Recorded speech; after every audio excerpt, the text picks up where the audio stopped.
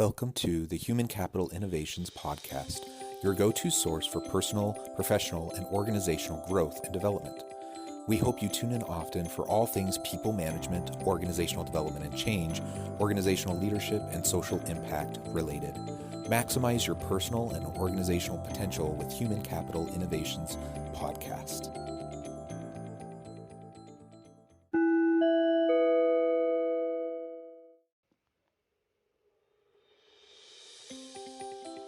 Welcome to the Human Capital Innovations Podcast. In this HCI Podcast episode, I share my recent Forbes article, Fostering and Sustaining Institutional and Interpersonal Trust as a Leader. Just like individuals need to develop trust in order to sustain productive and meaningful relationships, so too must institutions and organizations.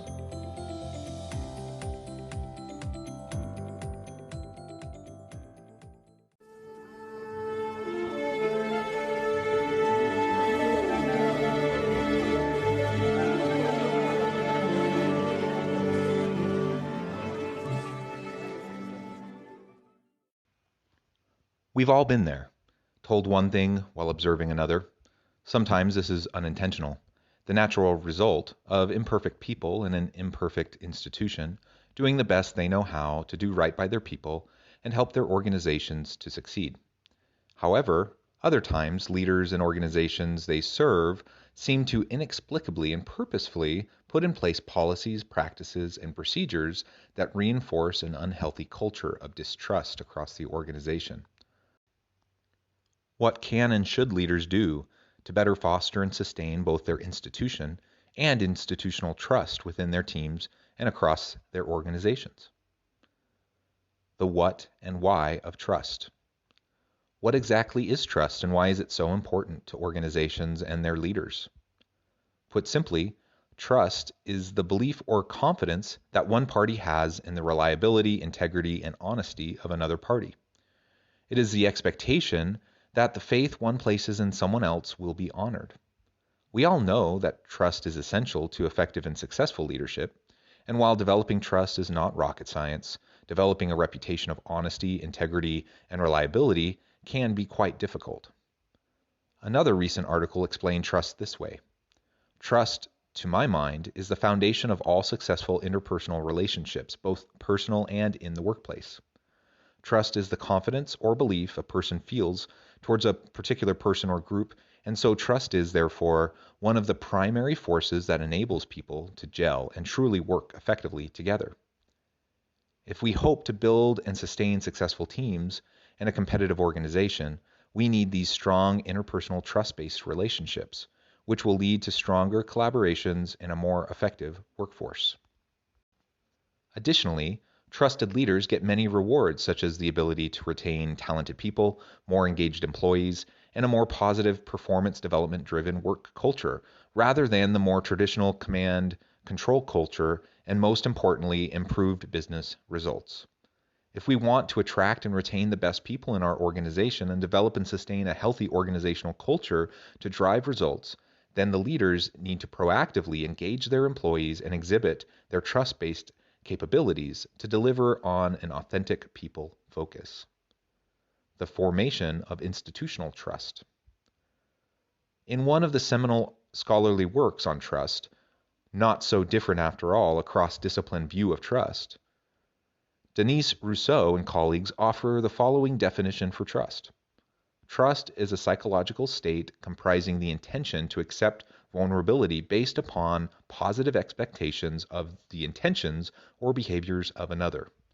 Further, they state that risk-taking buttresses a sense of trust when the expected behavior materializes, while the nature of trust changes as interdependence increases.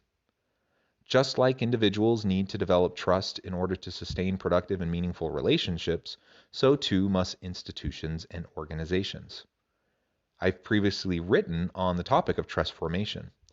In a nutshell, institutional trust is just like it sounds, trust within an institution, and means that institutions, in this case a particular organization, either promote or constrain micro-level interpersonal and personal trust relations through macro-level organizational processes. Often one can look specifically at a given organization's characteristics and processes, programs, policies, procedures, hierarchy, etc., and to note some of the impact that these characteristics and processes will have on the trust formation and maintenance of individuals within that organization. In other words, institutional trust either works to enhance and build or undermine and diminish the development and maintenance of sustainable interpersonal trust within organizations. Without the healthy trust-promoting mechanisms of institutional trust, interpersonal relational trust will be inhibited and even perhaps undermined, leaving a leader with little in their arsenal to be effective in their role. Why individuals trust institutions and their leaders? Trust has been thoroughly examined across academic disciplines, for example, psychology, organizational behavior, political science, sociology, etc.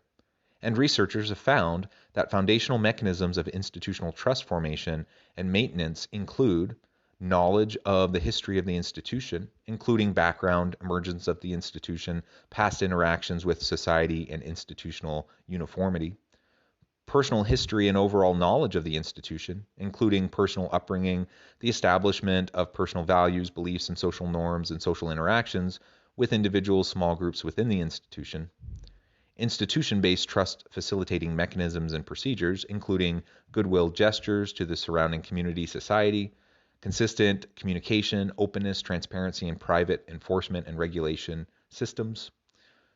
Understanding the how and why behind institutional trust formation and maintenance can help leaders to leverage the strong histories of their organization and its people while also enhancing and increasing their own leader-based trust as they openly acknowledge and work to address the more difficult and unhealthy aspects of the organization, better aligning organizational policies, practices, and procedures with its stated values and mission. We develop our leadership trust capabilities by showing our vulnerability and communicating and displaying our trust to those on our team and across our organization. Furthermore, we develop trust by practicing personal openness and transparency while encouraging greater institutional openness and transparency. We destroy trust and our own credibility and reputation when we fail to do what we say we will do and when we fail to take ownership of our mistakes. Nobody expects perfection from leaders or institutions as a whole, but they do expect honest and consistent effort. When this occurs, we develop goodwill in our team and throughout the organization, which will allow us to better weather the storms and sustain the institutional and interpersonal trust necessary for the organization to thrive.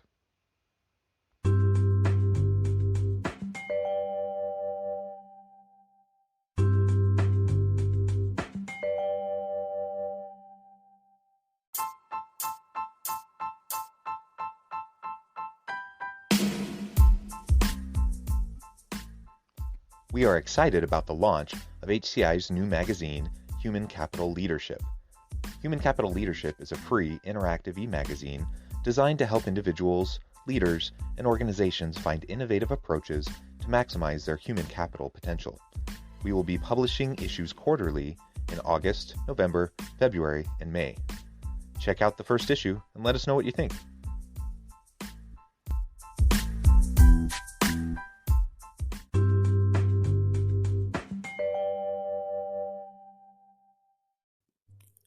Thanks again for joining us for this episode of the Human Capital Innovations Podcast. I hope you stay healthy and safe and that you have a great week.